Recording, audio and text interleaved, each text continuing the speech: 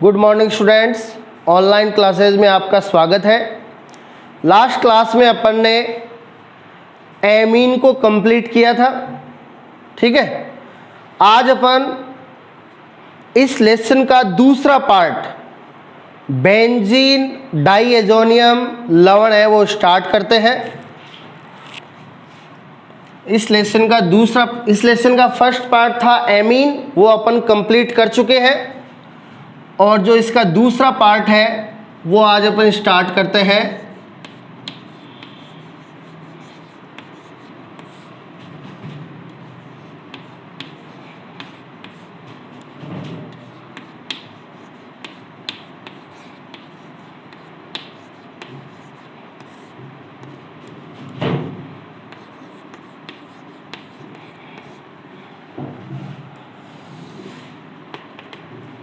Benzene diazonium लवण। अब देखिए,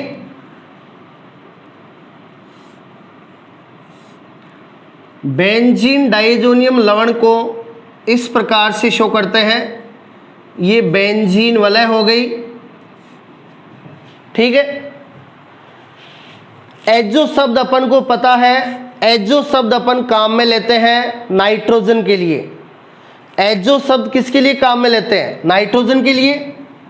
अब एजो कितने हैं? डाई मतलब दो, तो नाइट्रोजन हो गए दो, N2, तो बेंजीन से जोड़ दिया N2, तो बेंजीन से जुड़ गया डाई एजो। अब एजो के आगे शब्द है ओनियम। ओनियम शब्द है वो काम में लिया जाता है पॉजिटिव चार्ज के लिए, तो N2 पे होगा पॉजिटिव चार्ज, ठीक है। और लवण, तो यहां पे अपन Cl- को कर देंगे, तो ये हो जाएगा क्लोराइड, ठीक है। तो ये एक बेंजीन डाइएजोनियम लवण है, इसको अपन कहेंगे बेंजीन, दो नाइट्रोजन के लिए डाई एजो, नाइट्रोजन पे पॉजिटिव चार्ज के लिए ओनियम, तो ये हो गया डाई एजोनियम, और Cl- के लिए क्लोराइड।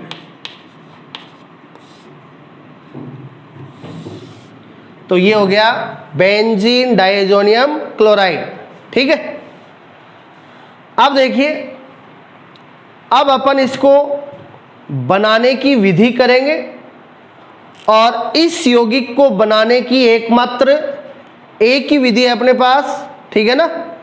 और उस विधि का नाम है डाई एजोटीकरण। इसको बनाने की विधि का नाम है डाई एजोटीकरण। तो देखिए,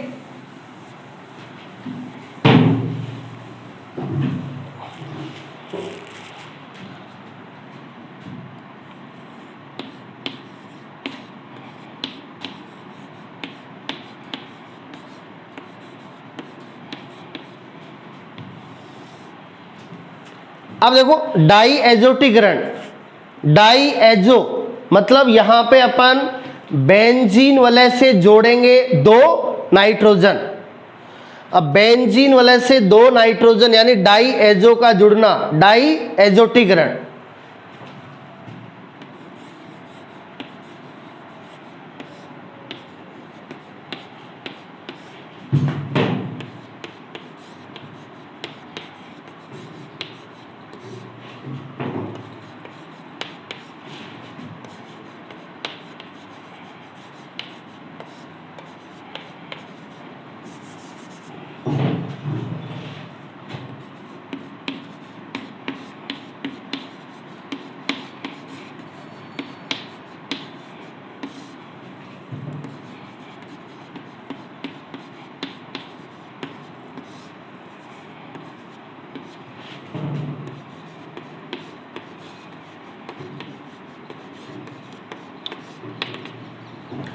अब देखिए डाई एजोटीकरण में क्या होता है। डाई एजोटीकरण में अपन बेंजीन डाइएजोनियम क्लोराइड को बनाते हैं किससे? एनिलीन से, ठीक है। ये जब अपन ने हेलोबेंजीन पढ़ा था वहां पे भी अपन कर चुके हैं ये। तो देखिए हेलोबेंजीन बनाने की विधियां की थी अपन ने, किसके माध्यम से? बेंजीन डायजोनियम क्लोराइड के माध्यम से।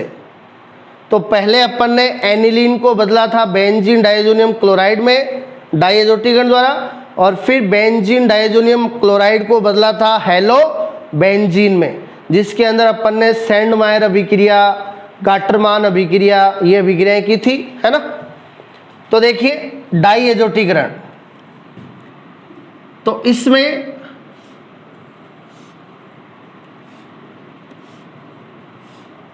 अपन लेते हैं एरोमेटिक एमीन एनिलीन, ये हो गई एरोमेटिक एमीन एनिलीन, या इसको अपन कह सकते हैं बेंजीन एमीन, ठीक है।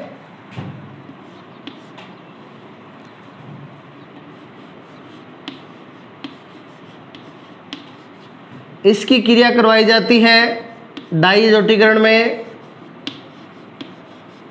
सोडियम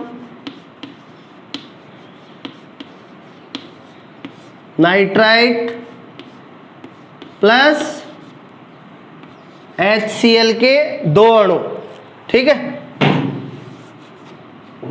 और यहां पे टेम्परेचर होता है 0 डिग्री से 5 डिग्री सेंटीग्रेड। अपन को पता है 0 डिग्री सेंटीग्रेड में होते हैं 273 केल्विन, तो अपन इसे 273 से 278 केल्विन है वो भी लिख सकते हैं। तो इस अभिक्रिया का जो टेम्परेचर है वो ध्यान रखिएगा, 0 डिग्री से 5 डिग्री सेंटीग्रेड या 273 से 278 केल्विन। 0 डिग्री सेंटीग्रेड में 273 केल्विन, 5 डिग्री सेंटीग्रेड में 278 केल्विन, ठीक है। अब देखिए यहां एनिलीन की अभिक्रिया सोडियम नाइट्राइट और HCl के मिश्रण से करवाते हैं। अब देखिए सोडियम नाइट्राइट और HCl से बनता है HNO2, NaNO2 का NO2 माइनस और HCl का H प्लस, NO2 माइनस और H प्लस मिलकर बना लेंगे HNO2। तो HNO2 को अपन कहते हैं नाइट्रस अम्ल। तो यहां अपन ये भी कह सकते हैं कि एनिलीन की क्रिया किससे? नाइट्रस अम्ल से भी करवा सकते हैं, ठीक है, क्योंकि NaNO2 और HCl मिलकर क्या बनाते हैं? नाइट्रस अम्ल बनाते हैं, ठीक है। तो देखिए इसका HCl के यहां कितने अणु लिए हैं? 2 अणु, तो एक क्लोरीन चला जाएगा एक सोडियम के साथ, ये बना लेंगे NaCl, ठीक है। HCl के कितने अणु हैं? 2 अणु हैं, तो क्लोरीन भी कितने? 2, एक क्लोरीन चला गया NaCl के रूप में, तो इसका सोडियम चला गया और इसका क्लोरीन चला गया। अब देखिए हाइड्रोजन, देखो 2 हाइड्रोजन तो HCl में है और 2 हाइड्रोजन एनिलीन के NH2 के, इसके 2 हाइड्रोजन और इसके 2 हाइड्रोजन, 4 हाइड्रोजन हो गए। और NO2 में ऑक्सीजन कितने हैं? 2, तो ये 4 हाइड्रोजन और ये 2 ऑक्सीजन, ये यहाँ पे 2 जल के अणु निकल जाएंगे, ठीक है। अब देखिए क्या बचा, यहां पे बचा नाइट्रोजन, यहां बचा नाइट्रोजन और यहां बचा एक क्लोरीन, तो ये मिलकर बना लेंगे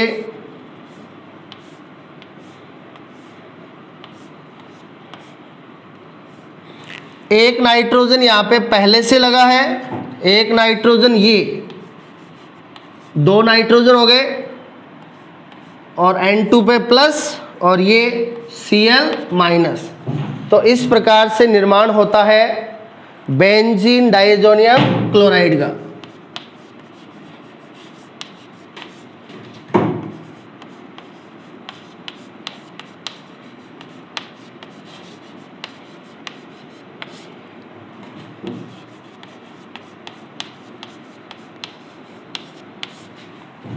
ठीक है, तो ये डाई एजोटीकरण अभिक्रिया है बेंजीन डाइज़ोनियम क्लोराइड को बनाने की एकमात्र विधि, जिसमें एरोमेटिक एमीन एनिलीन की क्रिया सोडियम नाइट्राइट और HCl से करवाते हैं 0 डिग्री से 5 डिग्री सेंटीग्रेड पर, जिससे प्राप्त होता है बेंजीन डाइज़ोनियम क्लोराइड, साथ में H2O, साथ में NaCl।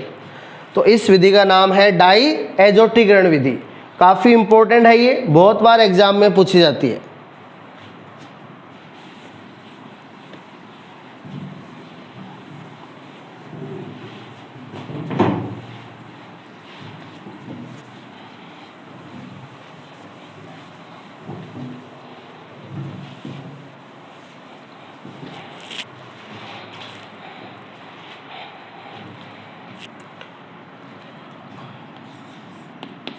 अब देखिए एक क्वेश्चन करते हैं अपन।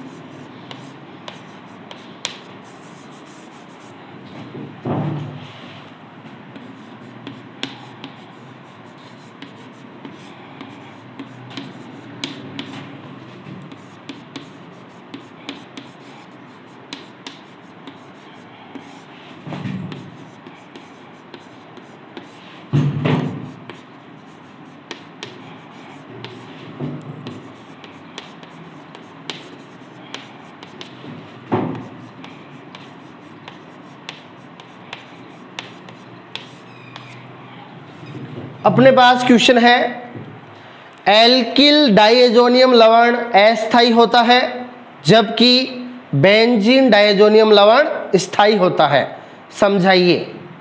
तो देखिए इसका आंसर आप किस टाइप से दोगे?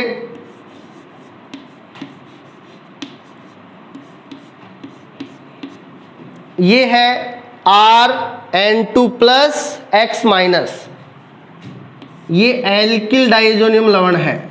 R मतलब एल्किल यानी खुली कार्बन श्रृंखला।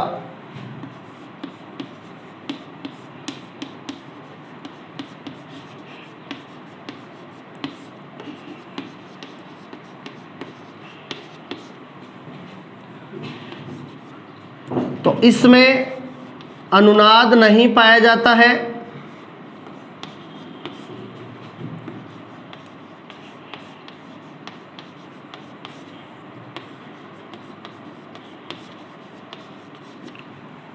तो एल्किल डाइएजोनियम हैलाइड में अनुनाद नहीं पाया जाता है, इसलिए यह कमरे के ताप पर अस्थायी है। ठीक है, जबकि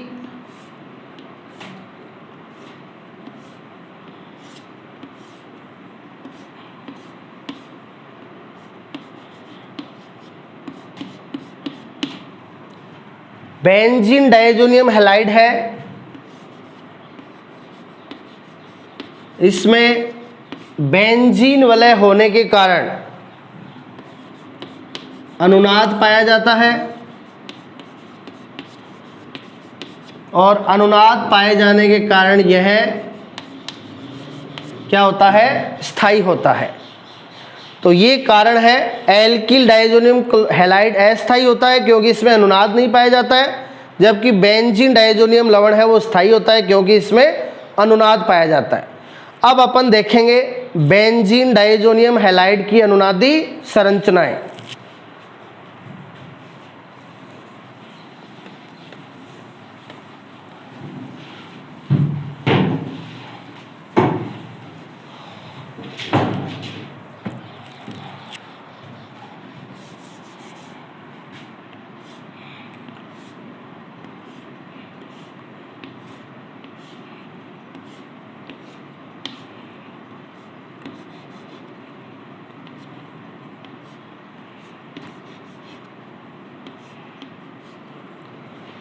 अब देखिए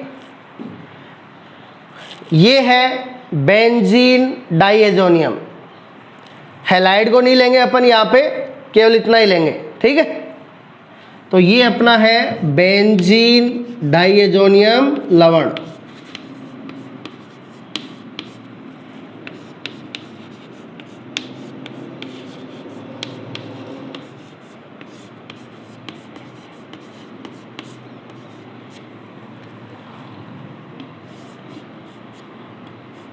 अब देखिए इसकी अनुनादी संरचनाएं बनाएंगे। तो देखो अनुनाद का मतलब होता है इलेक्ट्रॉनों का स्थानांतरण एक जगह से दूसरी जगह पे, जिससे कई संरचनाएं प्राप्त होती है जिनको अनुनादी संरचनाएं कहते हैं। और दो अनुनादी संरचनाओं के बीच दो मुही तीर का निशान लगाते हैं, ठीक है। तो अब देखिए यहाँ पे बेंजीन से डायरेक्टली जुड़ा है नाइट्रोजन, और उस नाइट्रोजन पे चार्ज है क्या, पॉजिटिव। उस नाइट्रोजन पे चार्ज क्या है, पॉजिटिव है, ठीक है। अब देखो बेंजीन से बाहर जो परमाणु डायरेक्टली जुड़ा है उस पे इलेक्ट्रॉन घनत्व क्या है, कम है। उस पे इलेक्ट्रॉन घनत्व क्या है, कम है ना। इसलिए इलेक्ट्रॉन है वो अनुनाद के दौरान जाएंगे बेंजीन वलय के बाहर। इसलिए इलेक्ट्रॉन बेंजीन वलय के क्या जाएंगे, बाहर जाएंगे, ठीक है। तो यहां पे ये इलेक्ट्रॉन चले गए और यहां से ये इलेक्ट्रॉन इस नाइट्रोजन पे, ठीक है। अब देखिए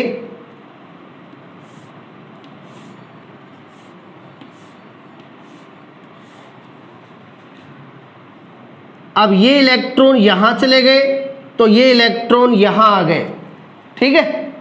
तो नाइट्रोजन पे जो पॉजिटिव चार्ज है वो उदासीन नहीं होगा, ये पॉजिटिव चार्ज है वो बना रहेगा, ठीक है ना।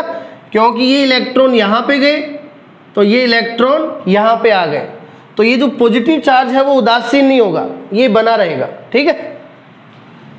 अब ये इलेक्ट्रॉन यहां पे आए तो ऑर्थो कार्बन पे क्या आ जाएगा, पॉजिटिव चार्ज, और ये डबल बॉन्ड किस में बदल जाएगा, सिंगल बॉन्ड में। तो ये ऑर्थो कार्बन पे आ गया पॉजिटिव चार्ज, डबल बॉन्ड की जगह हो गया सिंगल बॉन्ड। बाहर ये इलेक्ट्रॉन यहाँ पे आए तो सिंगल बॉन्ड की जगह क्या हो गया, डबल बॉन्ड। नाइट्रोजन पे ये पॉजिटिव चार्ज बना रहेगा, ठीक है। और इस N पे नेगेटिव चार्ज, ठीक है। अब देखिए इन दो डबल बॉन्ड को अपन ने टच भी नहीं किया है, ये ऐसे के ऐसे बने रहेंगे, ठीक है। अब देखिए इस पॉजिटिव चार्ज को उदासीन करेगा ये वाला डबल बॉन्ड, तो ये वाले डबल बॉन्ड के इलेक्ट्रॉन आ जाएंगे यहाँ पे, तो ये वाला प्लस है वो उदासीन हो जाएगा, और अब ये पॉजिटिव चार्ज आ जाएगा पैरा कार्बन पे।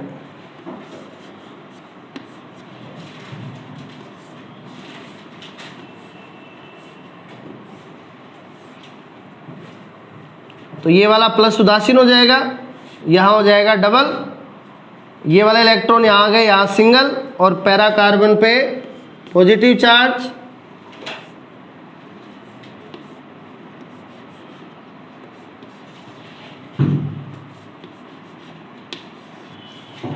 ठीक है।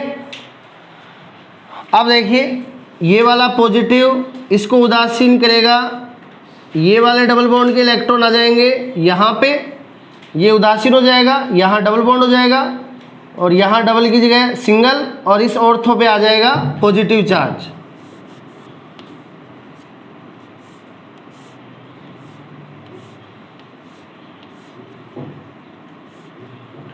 ये डबल बॉन्ड के इलेक्ट्रॉन यहाँ पे आए, यहाँ डबल हो जाएगा, यहाँ सिंगल और इस ऑर्थो पे पॉजिटिव।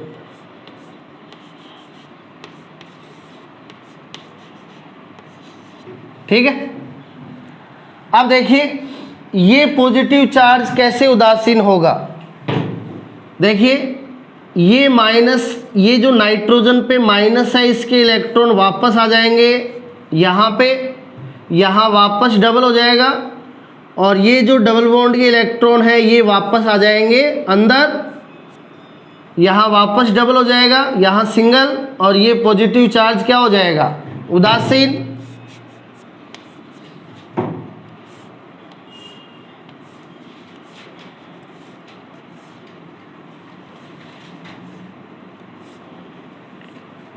ये इलेक्ट्रॉन यहाँ पे है, यहाँ डबल की जगह वापस सिंगल हो गया,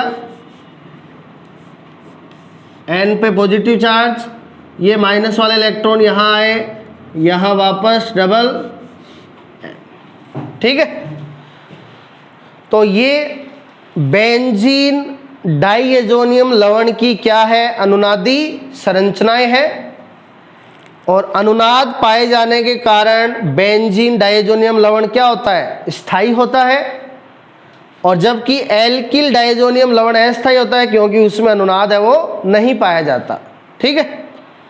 तो ये क्वेश्चन है कि बेंजीन डाइएजोनियम लवण है वो क्यों स्थायी होता है, क्योंकि इसमें अनुनाद पाया जाता है और ये इसकी अनुनादी संरचनाएं हैं।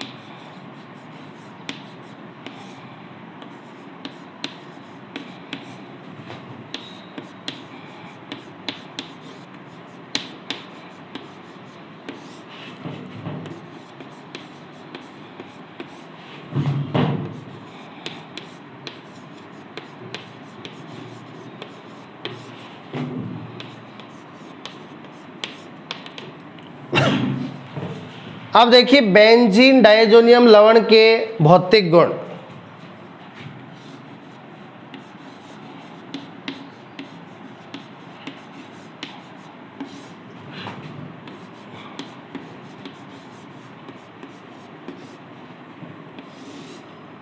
ये क्रिस्टलीय यौगिक होता है, ठीक है ना।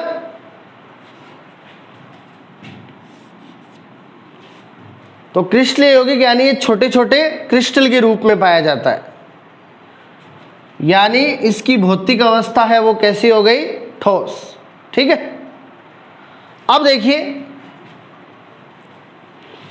अपन ने अभी जो इसको बनाने की डाई एजोटीकरण अभिक्रिया की थी, अपन ने अभी अभी इसको बनाने की क्या की थी, डाई एजोटीकरण अभिक्रिया, जो कि इसको बनाने की एकमात्र विधि है। और वहां पे अपन ने टेम्परेचर लिया था 0 डिग्री से 5 डिग्री सेंटीग्रेड। ठीक है। तो वहां पे ये टेम्परेचर लेने का कारण ये था कि इस टेम्परेचर पे ये अत्यधिक स्थायी होता है। ठीक है ना। तो इस टेम्परेचर पे ये अत्यधिक स्थायी होता है, इसलिए डाई एजोटीकरण अभिक्रिया है उसमें टेम्परेचर लिया जाता है 0 डिग्री से 5 डिग्री सेंटीग्रेड, और ये एक क्रिस्टलीय यौगिक होता है। तो अपन को भौतिक गुणों में इसका केवल इतना ही ध्यान में रखना है।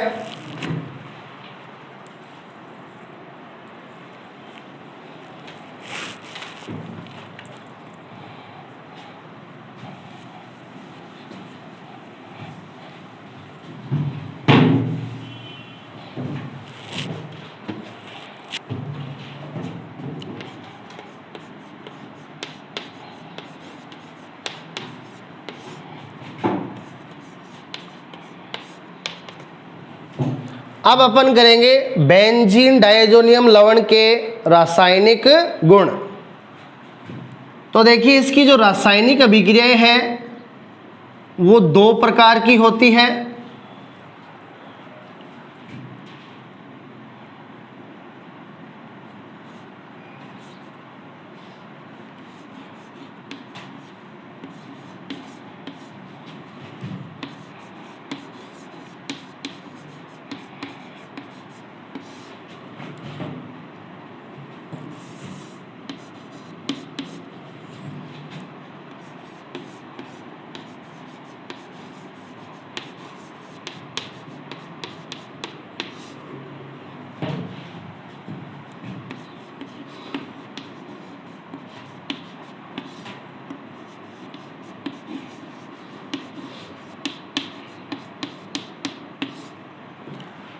तो इसकी रासायनिक अभिक्रियाएं दो प्रकार की है। पहली N2 के प्रतिस्थापन की अभिक्रियाएं, यानी इन अभिक्रियाओं में क्या होगा, बेंजीन डायजोनियम लवण में अपन को पता है कि बेंजीन से जुड़ी होती है क्या, N2। बेंजीन डायजोनियम लवण में बेंजीन से क्या जुड़ी होती है, N2 जुड़ी होती है। तो इन अभिक्रियाओं में ये जो N2 है वो क्या होगी, प्रतिस्थापित होगी। अब यदि ये N2 हैलोजन के द्वारा प्रतिस्थापित होती है तो निर्माण होगा हेलोबेंजीन का।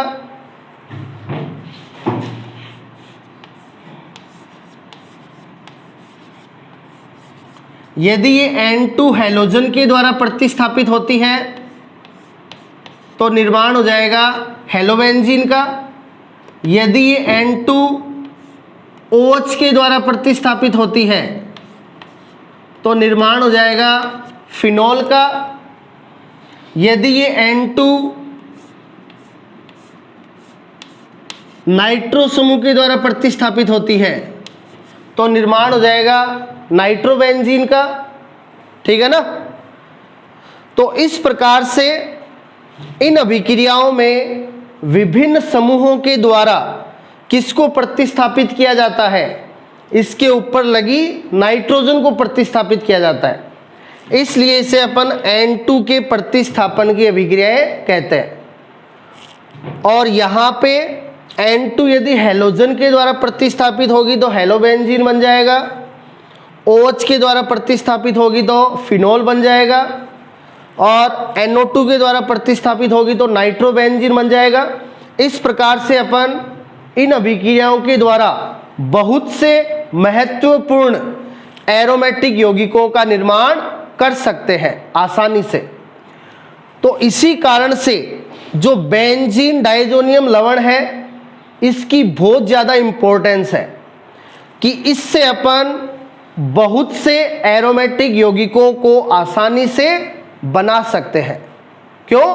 क्योंकि इसके ऊपर लगी हुई नाइट्रोजन विभिन्न समूहों से आसानी से प्रतिस्थापित हो जाती है, जिससे बहुत से एरोमेटिक यौगिकों का निर्माण होता है। ठीक है। तो पहली अभिक्रिया अपन ये पढ़ेंगे और विभिन्न एरोमेटिक यौगिकों का निर्माण करेंगे। दूसरी अभिक्रिया इसकी संघनन अभिक्रियाएं। इन अभिक्रियाओं में क्या होगा, ये किसी दूसरे एरोमेटिक यौगिक के साथ जुड़ेगा और उनके जुड़ने से छोटा अणु क्या निकलेगा, बाहर निकलेगा। अब दो जुड़ते हैं और छोटा अणु बाहर निकलता है, उसको क्या कहते हैं, संघनन। आपको बहुलक के प्रकार बताए थे दो, योगात्मक बहुलक और संघनन बहुलक। अपन ने संघनन बहुलक के बारे में क्या कहा था, जब इकाइयां जुड़ती हैं तो छोटा अणु बाहर निकलता है, ऐसे बहुलकों को क्या कहते हैं, संघनन बहुलक। तो यहाँ संघनन अभिक्रियाओं में क्या होगा, ये जो बेंजीन डायजोनियम लवण है वो दूसरे एरोमेटिक यौगिक के साथ जुड़ेगा और उनके जुड़ने से छोटा अणु बाहर निकलेगा। ठीक है ना। और ये जो संघनन अभिक्रियाएं हैं, जितनी भी संघनन अभिक्रियाएं होंगी उन अभिक्रियाओं द्वारा ये रंजक का निर्माण करेगा। जितनी भी संघनन अभिक्रियाएं होंगी उनके द्वारा ये किसका निर्माण करेगा, रंजक का निर्माण करेगा, जो रंग प्रदान करने के काम आते हैं। ठीक है, इसलिए रासायनिक गुणों की दृष्टि से देखा जाए तो ये बहुत ही महत्वपूर्ण यौगिक है। कौन? बेंजीन डाइज़ोनियम लवण। क्यों? क्योंकि इससे अपन बहुत से एरोमेटिक यौगिकों को आसानी से बना सकते हैं N2 के प्रतिस्थापन द्वारा, और एक अपन इसकी संघनन अभिक्रियाओं द्वारा बहुत से रंजकों का निर्माण भी कर सकते हैं। तो इसके रासायनिक गुणों को अपन करेंगे नेक्स्ट क्लास में। Thank you.